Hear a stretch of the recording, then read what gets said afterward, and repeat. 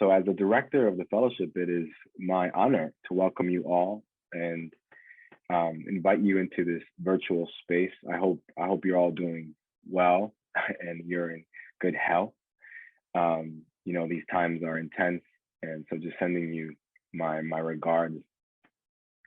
Today we'll talk a little bit, not a lot. We really want to just create an open space for dialogue. So Jennifer and I will do a little bit of a presentation, and I'm going to try to be as brief, and she's going to try to be as concise as possible. But we'll lay the groundwork with just some information on the fellowship, just share what we've been up to, and then we'll just open it up. We have some fellows who are here. We'd love to hear from them.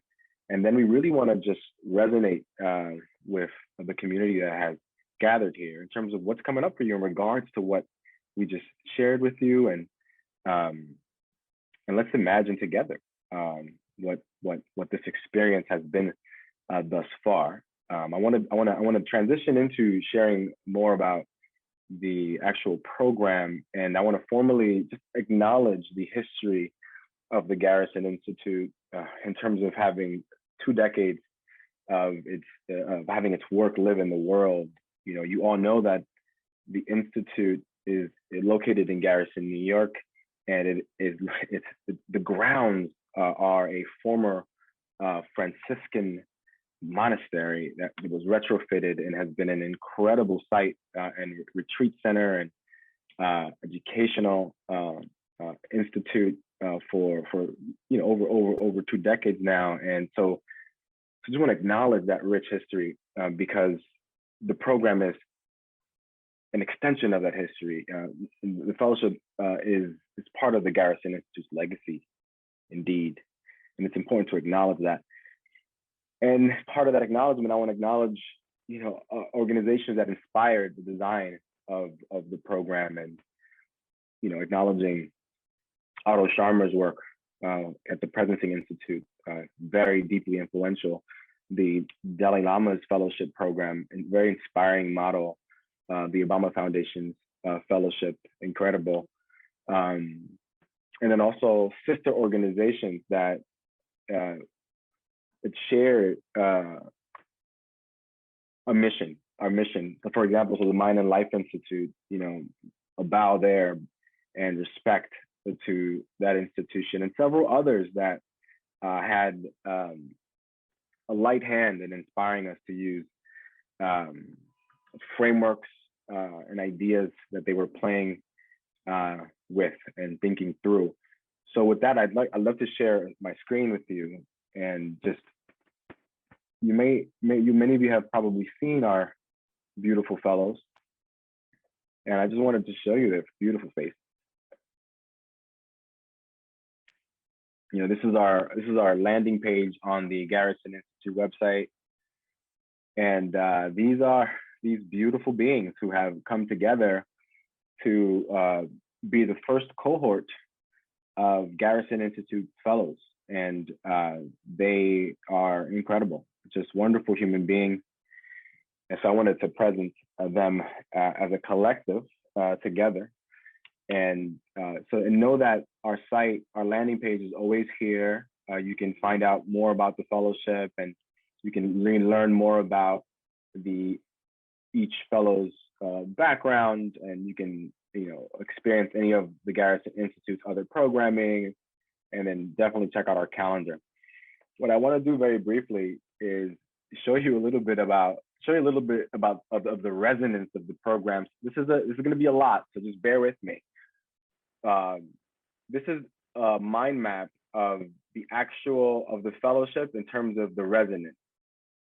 Like this is an example of, to a certain degree, all the work that fellows have been doing across the last 6 months. So just to give you a big meta view, and then we'll just dive into just a corner of it. For our fellows, for our fellowship forums, many of you have participated in our public forums. We have a private one with Aja Marie Brown, but an incredible experience curated for the general public. And that's just a brainstorm there to bring our colleague from MIT to join us. But just to give you an example of just two of our fellows, Casey Crown taught a workshop on healing trauma in the here and now, and then she taught a 6-part workshop, and she's working on some blog writing, and she's also kind of working on a book. This is all the last two. Ideally, by the time she finishes her tenure, she'll have a draft book. But these are all goals that each fellow develops themselves, and we just create the supporting structure to enable them to achieve as much as possible with no pressure. And then Justin and Shelley, they have this program called the Liberation Experience that I can talk about it for hours, really supporting communities with having difficult conversations around race, but also different, cultural differences. Their next cycle for this program is actually coming up in a couple of weeks. And they're just doing a lot. They're co-writing a book. I'll touch on Andrew's. Andrew's getting his doctorate right now and is studying the impact of technology on altruism and our well-being. So really powerful stuff. Let me see. Just lastly, Nico. My God, Nico is working on a book of poetry. He's inviting us to think about climate grief. Like, what does it mean to feel into sometimes the sadness that comes with understanding the reality that we're not treating our Mother Earth, our planet, well enough, whereby we're creating conditions that are not good for us, and the grief that can be felt there. It's just really powerful work that the fellows are doing, and that's just a few of the fellows. I want to just show you just a few more slides alongside with Jennifer's voice here, and then we'll close out. You can find this in our website. This is the conceptual framework of the fellowship, grounded in 4 pillars, really: generative action, the science of science of interconnection. I was thinking about Zara King's work, the science of social justice, but the science of interconnection, awareness-based contemplative wisdom, and collective healing. These form like the core pillars of the way that the program was envisioned and designed, and the concepts around it: resilience, planetary health, and education, and justice are really the kind of buttressing concepts that align with the Institute's vision and mission. So just to give you some insight into that framework. Now, the cool thing that I'm excited about sharing, and that the public doesn't know this, is we designed the fellowship inspired by the Presencing Institute and Otto Scharmer's work. They had this year-long experience that was themed around an exhale and an inhale. So this large community they were curating, they meet every month or every couple of weeks, but each meeting was themed either an exhale or an inhale. And the activities that happened in the exhale sessions were different from the ones that happened in the inhale. And it was just beautiful the way that they used that theme of an inhale and an exhale. So we decided to design the fellowship with this framework as a guide. So we almost envisioned that each month we would get together and we would have an inhale session or an exhale session. So allow me to just describe a little bit of what our inhale sessions consisted of. Each inhale session, we had a wisdom teacher, or a teacher who we appreciated, and we drew wisdom in and paused and thought about those new ideas and reflecting on them and talked through them, and just really sitting with a guest teacher. We had Dan Siegel and Otto Scharmer join us, and then we had Dr. Bayo Komolafe. We had Ari Melenciano and Adam Horowitz, and just an incredible group of teachers that joined us. And we sat with their work. And then on exhale sessions, we explored each other's work. So a fellow would exhale and give a talk or a presentation for about 25 minutes around what the state of their work, and the fellows would support after with another 45 minutes of just giving feedback and resonating with the fellows' work. So just giving each other feedback and processing feedback. So just sit with that for a moment. Exhale session, inhale session. It's been 6 months now. And if you go a little deeper, what we did from a meta perspective, the inhale session kind of woven through the exhale sessions. This comes out of the Presencing Institute. We got through the fall, and thematically, the first third of the program was just literally listening to each other, not being too concerned with output and let's offer, let's create this, let's give the community this. It was more like, what's present here, and what needs to arrive here and emerge. And then we transitioned to the midway point, right where we are now in April, and we are now moving into the spring, into the summer, with this notion of synergy and accountability. So now many fellows have made public offerings. Many fellows have done internal work, but now we are working together more intensely to really support each fellow with giving birth to something that the public can benefit from. So I want to just thank the Gaia program at the Presencing Institute. So Dr. Ardo Sharma, Arwana Hayashi, the folks there, just thank you so much. We did not create this. We want to give credit. We did not create the actual bones of this. I took the structure and I overlaid this experience of the fellowship that we had a vision for.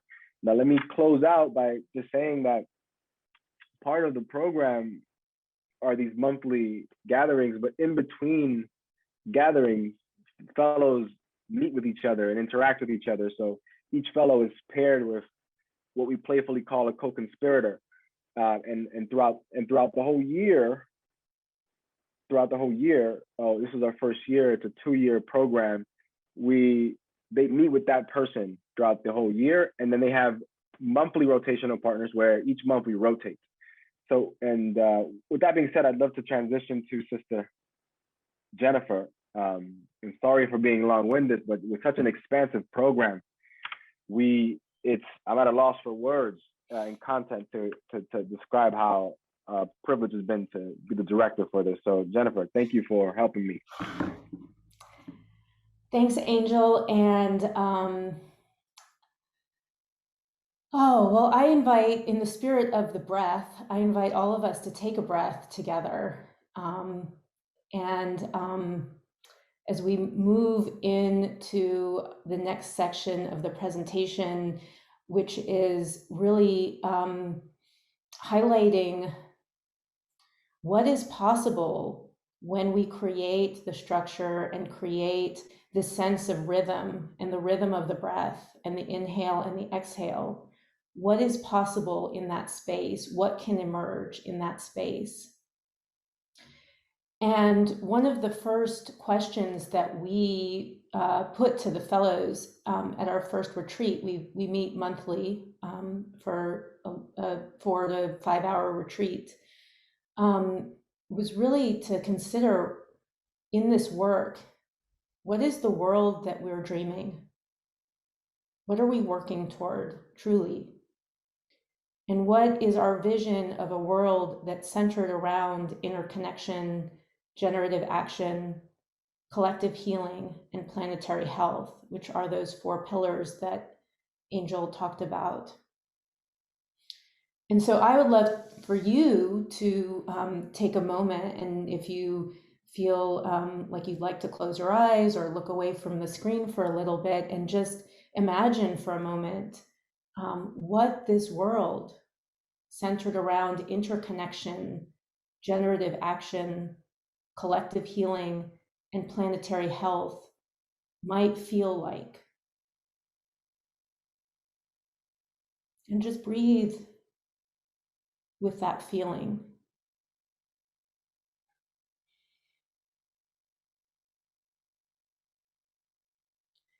And if there is a word or an image or a symbol that comes up for you as you imagine or feel into that sort of world, and you'd like to drop that word or symbol in the chat, we'd love to hear what resonates for you around these questions.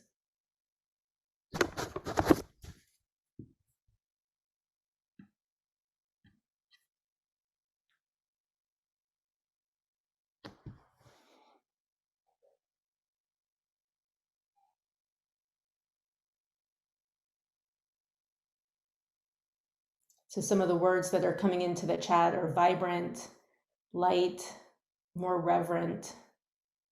And if you'd like to continue to add words to the chat, I'm going to share some of what the fellows described as we asked them. We gave them more time to reflect and journal and meditate on these questions. And so this is really bringing that contemplative aspect into the work. So the fellows' vision for the emerging future, a world that seeks to redefine what it means to be human in a way that creates more beneficial relationships amongst us as a species. A world that decenters the human as the thing that is shaping the planet, where humans act and live through the realization of our true interconnected nature with ourselves and the planet. They imagined a world of wellness made visible that seeks to redefine vitality, life, and death, where humans expand their window of tolerance to experience the ever-changing tides, experience the flow, and step outside the structures of safety. A radical systems rebirth redesigned to serve the communities they are meant to serve, attuned to the details of the global collective community, where everyone has enough, and enough is a feast, where we don't ever have to use the word race again. A world that is smaller and more intimate in a multidimensional way, where we can share in a collective mind and hold paradox. So that was just the beginning of this journey. And Angel, if you'll move to the next slide. Thank you. So in creating this fellowship and thinking about how do we, so we have this image and this vision for the emerging future, and how do we get there? And the fellowship is really emerging as a sanctuary, a creative incubator, and a beacon. And so as a sanctuary, it's a space for the fellows to practice, learn, and grow, and recharge themselves. And that's a lot of what that inhale, exhale breath is about. If we don't have the space to ground and center ourselves, we don't have the energy we need to fuel that creative incubator, which is really around creating and shifting systemic paradigms through the interdisciplinary collaboration and emergence and synergy. And finally, being a beacon for community members, leaders, and organizations who are inspired to create a more just and compassionate world. And that's where you all are invited into this through those forums. And I think the next slide will talk about what some of this looks like in practice. So in practice, the space of the sanctuary allows for slow work. And as I said, to practice, to really be in the questions, be with the doubt, with the uncertainty, with the paradox of everything that's arising. Bringing in the guest teachers that Angel mentioned that could really inspire the fellows to expand and enhance their thinking and the way they're thinking about their project and the way they're experiencing their project. The space for support and collaboration with other fellows, those co-conspirators and monthly thought partners to provoke and challenge and ask those questions that allow for growth. And what emerges in the sanctuary is this generative field of questions and conversations. And some of that comes through in some of the fellowship forums. And if you're in our retreat space with us, it really feels like this field, like you can, even though we're not all together in person, we're on Zoom, it's like by the end of the 4 hours, there's this sense that like something has transformed in that time. And that has been really beautiful to witness and experience and be a part of. As a creative incubator, the fellowship is really allowing for the emergence of new ideas, and especially with this interdisciplinary collaboration. And if you go to the fellowship landing page, which Monique shared the link in the chat for, you'll really see all the different fields that the fellows come from, and even each fellow has an interdisciplinary approach to their work. And so the synergy that is possible through that type of collaboration is just astonishing. What's emerging in that creative incubator space is this opportunity to really explore, imagine, and expand, which then gets brought out into the community, into the world as a beacon. Through things like the fellowship forums, through things like the workshops that the fellows are offering, retreats that have been offered both through Garrison and in other spaces, and potentially moving out into working with organizations. And the possibilities as a beacon are really endless at this point, and we're just in the early stage of this. If you go to the next slide, I'll share some of the impact so far. And this is the mid-year impact of this fellowship, and which really we're 6 months into a 2-year program. And we did a survey of the fellows and inquired what has been emerging for them, both in terms of their work, aha moments, surprises, challenges, and really thematically what emerged in terms of the impact so far was, and I'm actually going to start on the bottom of this list and sort of move up to so the artifacts. Everybody, we tend to focus on like the tangible material artifacts, and Angel showed that illustration, that mind map of all the different artifacts that have already been created, including book proposals, workshops, blog posts, collaborations with other organizations, launching artist page on SoundCloud, poetry, music, retreats, and multiple courses. And so those are the things that we can see in the world and we can point to and measure very tangibly. The collaboration is something else that's emerged, and that is allowing fellows to bring their work to a new level by taking it into spaces they might not have taken it before, and to work with people in different fields. And then some of the things that aren't quite as tangible that emerged are the project development in terms of their thinking about their project, and real paradigm shifts in terms of how the fellows see their work, the questions that they're asking, and the insights that they're having. And finally, the personal growth. And we're going to share a couple of quotes from that survey, but the personal growth, to me, while it's often the hardest thing to measure or to sort of show on a spreadsheet, is perhaps the most important, because from my perspective, everything radiates out from that personal growth. And so the artifacts are a manifestation of the personal growth, the project development, the collaboration that's happening. And so that's just sort of like the tip of the iceberg of all the transformation that's happening through this fellowship program just in 6 months. And I'd like to share a few sort of in their words, what the fellows have said so far about the program.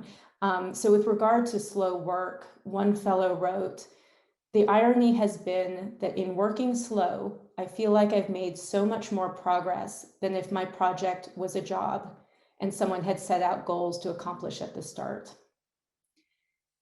Another fellow talked about the fellowship has allowed me to dive deep into the study of the project and its related fields of spirituality, psychology, religion, and science, and to have the space and time to reflect, question, doubt, synthesize, and integrate my learnings.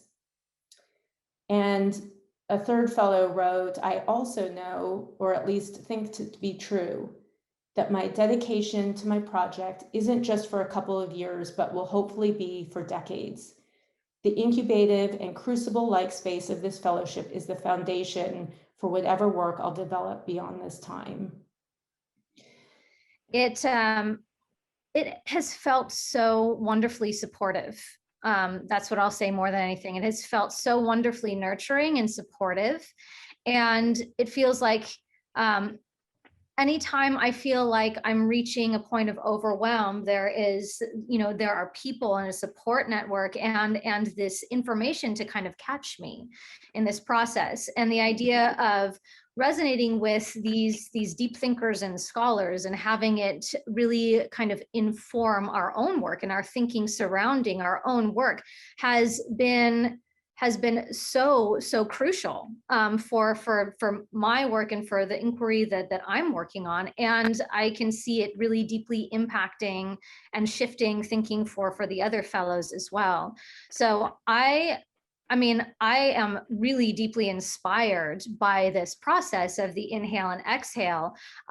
It feels like the inhale sessions, they really fill me up and get me really inspired. And it creates this momentum and this generative energy that then I'm able to kind of like catch that wave as a swell. And with the exhales, it feels like you're riding this wave and really kind of taking up your work and really working toward specific things. And then also you kind of get an extra little push and momentum from exhaling with other fellows that do present what they're working on. So it feels really wonderfully dynamic and supportive in so many different ways that we get to kind of take in all of this information and get to really kind of refine our thinking on a number of different things. I think is brilliant. Yeah, I just wanted to make a note that this is good data for the Presencing Institute, because just to acknowledge again, they were the ones that played with the model of inhale and exhale first a year prior the design. So just want to acknowledge that, and then also acknowledge and surface that the experience has been amazing, but also like we've been real around conflict and real around, so because sometimes I think I just want to surface that conflict is part of it, tension, disagreement, right? This is some of the experiences, I just want to surface that thank you for reinforcing the dynamic support process, and also this kind of raw and real element to it that I want to appreciate that we all shared. Orlando, Andrew? I can jump in because I also had some stuff come up with that question from Maria, and it was I think the process, generally speaking, feels very multidimensional in the sense that there's like the exhales and inhales that are like every other week or every other meeting, but there's also kind of like the wider scope, which was, originally when there was the 1 year plan, there was like the kind of like, let's say half inhale, half exhale of 6 month sections. And I think that that's particularly for me where I've been noticing the impact of this framework for the curriculum of the fellowship, which is that it was like consciously going into like a creative process and a work process where you like slot in time just to inhale, or whatever you want to call it, pause or slow down or whatever language you want to use for it, but having that time where like that's like has as much weight as the exhaling. It's kind of like a little, like I was mentioning earlier, it's this like shift that's sometimes I have a hard time expressing, but it feels like, wow, like I'm going to pay attention even more to everything that's happening. And then I was actually, there was like this like kind of awareness that I think was inspired in me of realizing that if I can pause and breathe and take and slow down, then maybe there's more things that will happen around in my life that are going to be valuable that maybe I didn't value before, but maybe now valuing them, I can incorporate them into the work. So I feel like that's been the thing. And it's almost like, it's almost like it was at a right rhythm, because this, let's say the first 6 months of inhale time, kind of now that we're kind of transitioned to the next more exhaling type of energy, it was so natural transition of like, okay, we're ready to like do so, we're ready to like, switch on the gears to like be more outwards facing. But it was I guess that pause to action felt very natural. And I don't know if 6 months is just would like work in all cases, but it felt like that's a good thing to pay attention to for future models. Thank you, Orlando. Andrew? Yeah, I mean, Nicole and Orlando, I think, are really emphasizing this concept of the inhale. I will say that this entire pandemic has been, I think, an opportunity for an extensive inhale. And I think it was a little challenging for many of us, all over the world to view it that way. But I know for myself, when this opportunity came for the fellowship, it could not have come at a better time, because that level of, as Dan talks about, that energy and information flow that is constantly moving between ourselves and others was really stimulated by this community. And so I can say, firsthand that, my current inquiry, kind of this overarching goal of how can we use technology in a way that is beneficial, that eliminates the byproducts that we saw over the last 4 or 5 years of this barrage of negativity and almost this energy vampire from us that was taken from us, and how can we transform that? And I think this fellowship during this time of inhaling has provided the context that I myself, on a very personal level, have needed, but has also influenced the direction that I've wanted to take my research. And I think this is an opportunity, really it's a statement that this inhaling process has provided a platform to really expand and energize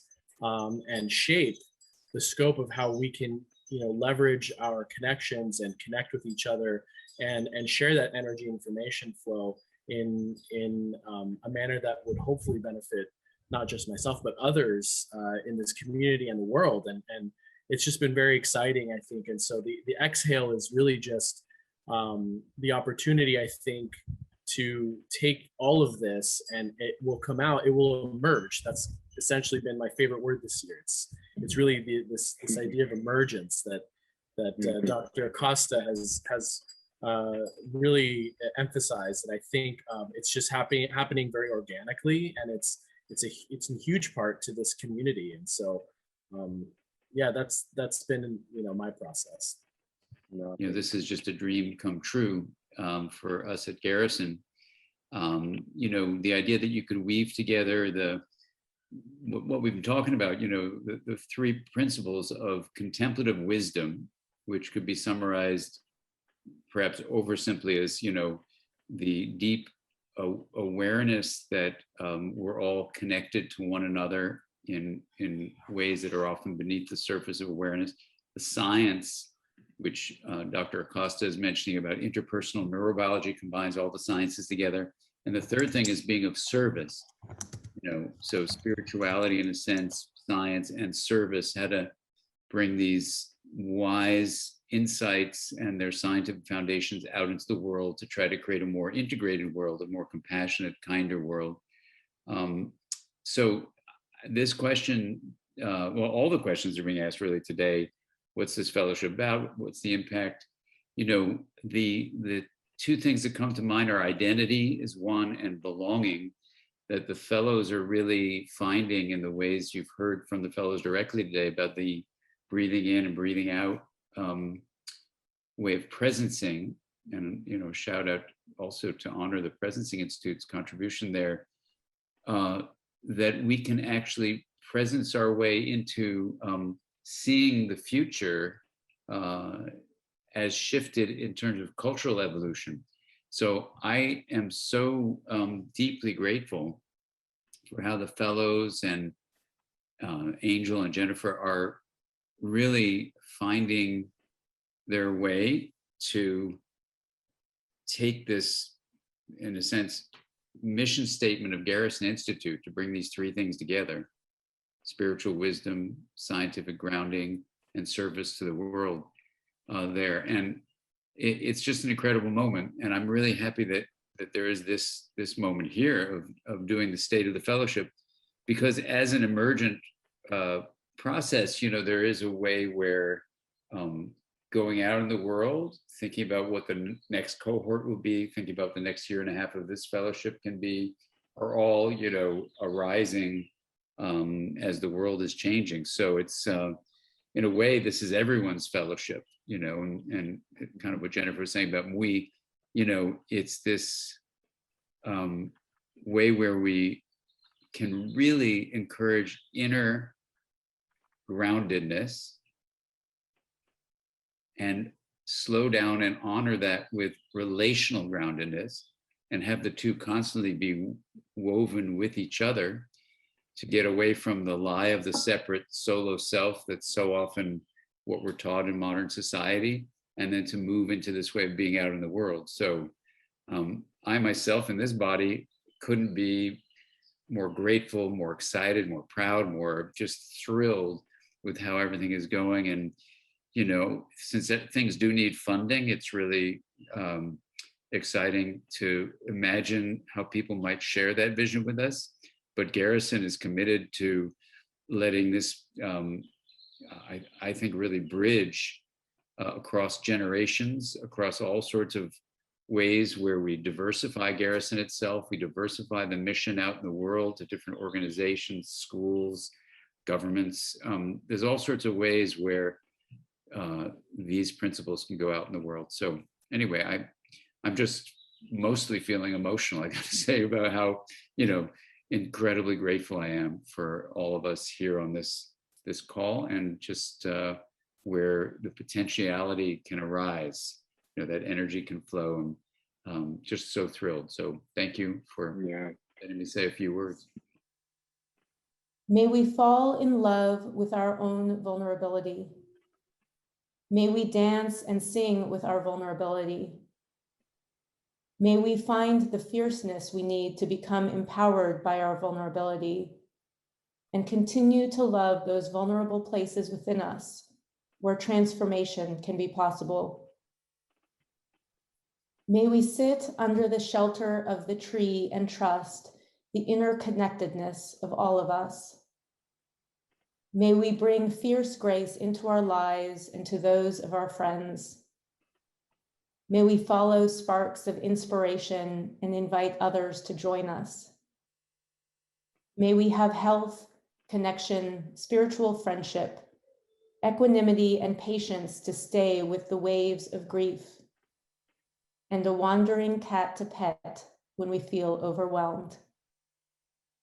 May we offer ourselves a treat that brings us personal joy. Play a song that makes us feel amazing, you know the one, and sing and dance until the end of time.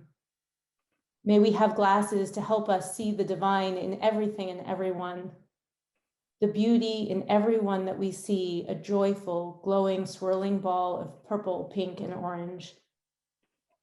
May we remember that when we get lost in the distractions, we can always come back to peace and home, and a deep knowing that we are moving inexorably toward freedom.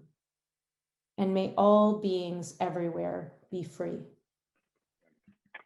Yeah, I also want to take a moment to thank the Garrison Institute board, the Garrison Institute staff, for the incredible support they provided throughout the development of this program. So thank you so much. And thank you, Dan Siegel, as well. Dan, he was one of the main people who stewarded the idea of having a fellowship at the Garrison Institute. So thank you. And thank you also to Otto Scharmer and the Garrison Institute for the inspiration, for the model that we've used to kind of design the fellowship around. And thank you everyone who is supporting us. And we look forward to engaging you all.